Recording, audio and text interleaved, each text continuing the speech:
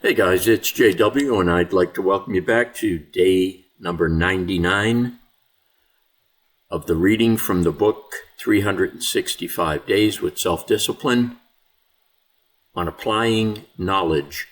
Reading 32 books means you're reading a lot, but it doesn't mean you're applying it. And that's from Darren Hardy.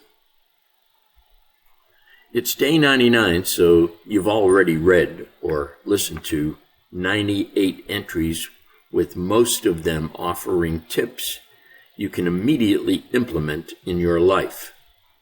How many have you applied so far? If the answer is 0, and you have no intention of doing so, what's the point of committing to read this book?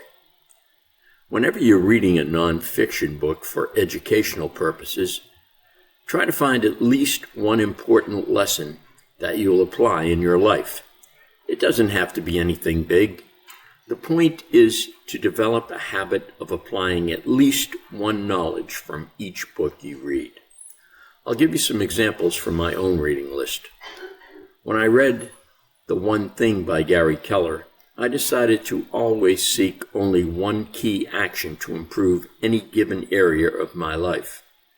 In the case of my self-publishing business, it was the decision to stick to a consistent publishing schedule I discovered to be the one thing that makes everything else easier or unnecessary, and foregoing any other endeavors that take a lot of time but bring few results, such as participating in social media.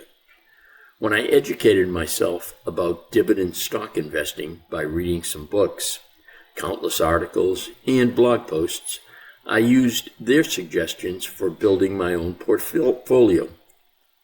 Within a couple of weeks of educating myself about dividend stocks, I'd already bought some shares.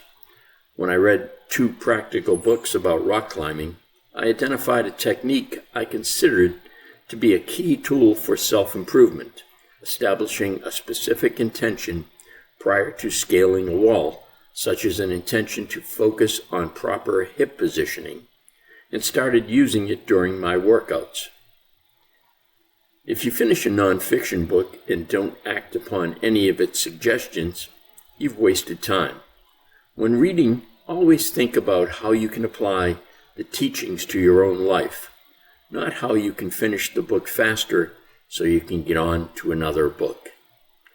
Okay, and that is the reading from the book 365 Days with Self-Discipline. I want to thank you for joining me, and I will talk to you again soon. Take care.